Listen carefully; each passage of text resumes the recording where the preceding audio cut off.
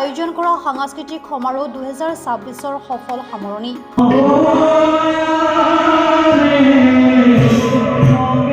ডিগবৈ সামাজিক সাংস্কৃতিক অনুষ্ঠান ত্ৰিভংগ সাংস্কৃতিক মঞ্চ ডিগবৈৰ নৱম বাৰ্ষিক প্ৰতিষ্ঠা দিৱসৰ লগত সংগতি ৰাখি অনুষ্ঠিত হোৱা সাংস্কৃতিক সমাৰোহ 2026 স্বৰ্গীয় প্ৰফুল্ল দাস সোঁৱৰণী মঞ্চত সফলভাৱে সামৰণি পৰে।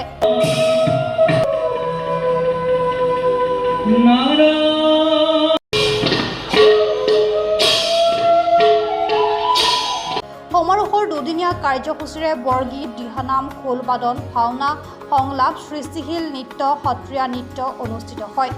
অসমৰ বিভিন্ন প্ৰান্তৰ পৰা অহা শিল্পীয়ে নিজৰ প্ৰতিভা প্ৰদৰ্শন কৰি উপস্থিত ৰাইজক মোহিত কৰে। বিশেষকৈ শিশু আৰু মহিলা শিল্পীসকলৰ ভাওনা প্ৰদৰ্শনে সকলোৰে মন চুই যায়।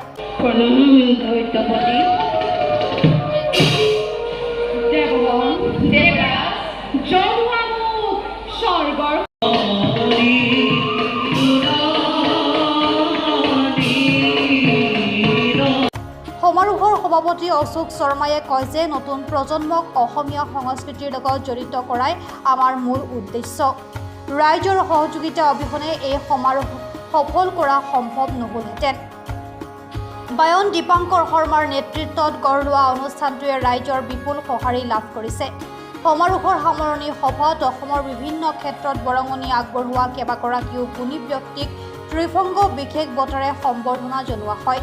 লগতে বিভিন্ন প্ৰতিযোগিতাত বিজয়ী হোৱা শিল্পীসকলকো বঁটা মানপত্ৰৰে সন্মানিত কৰে।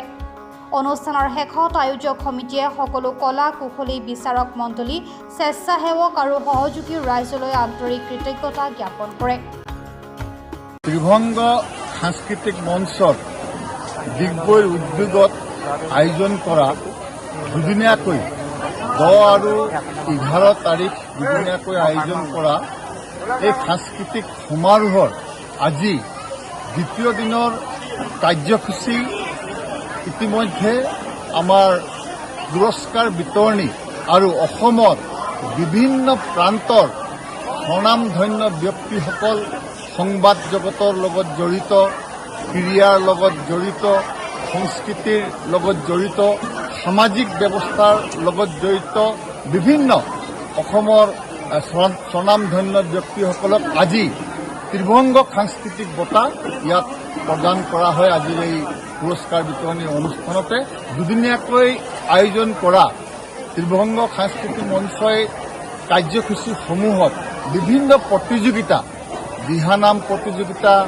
বৰগীত প্ৰতিযোগিতা, সৃষ্টিশীল নৃত্যৰ প্ৰতিযোগিতাৰ লগতে আৰু কেইবাটাও প্ৰতিযোগিতা আয়োজন কৰা হৈছিল। আৰু দুয়োটা নিশা দুখনকৈ ভাওনা, গুৰুজনাৰ সৃষ্টি ভাওনা প্ৰসাৰ আৰু প্ৰচাৰৰ কাৰণে আজি আমি অসমীয়া জাতিটোৱে সমগ্ৰ বিশ্বতে যাতে গুৰুজনাৰ সৃষ্টি ভাওনা, কলা, কৃষ্টি, সংস্কৃতি প্ৰসাৰ আৰু প্ৰসাৰৰ কাৰণে আমি সদায় সকলোৱে আমাৰ নিজৰ দায়িত্ব আমি পালন কৰি আহিছোঁ। সেইদৰে আমি বালিজানত এই ৰাজহুৱা প্ৰেক্ষাগৃহত দুদিনীয়া কাৰ্যসূচীত দুখনকৈ ভাওনা ইয়াত পৰিৱেশন কৰাৰ আমি সিদ্ধান্ত লৈছিলোঁ। যোৱাকালি শিশুসকলে ভাওনা পৰিৱেশন কৰিছে আৰু আজি এই মঞ্চতে মহিলা আৰু যুৱতীসকলে এখন ভাওনা পৰিৱেশন কৰিব।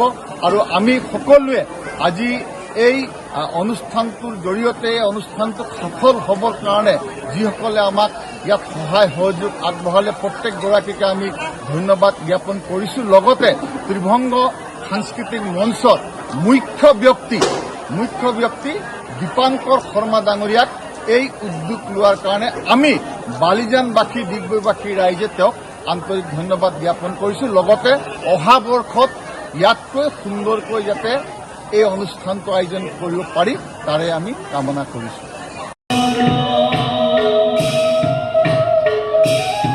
Bureau report B+N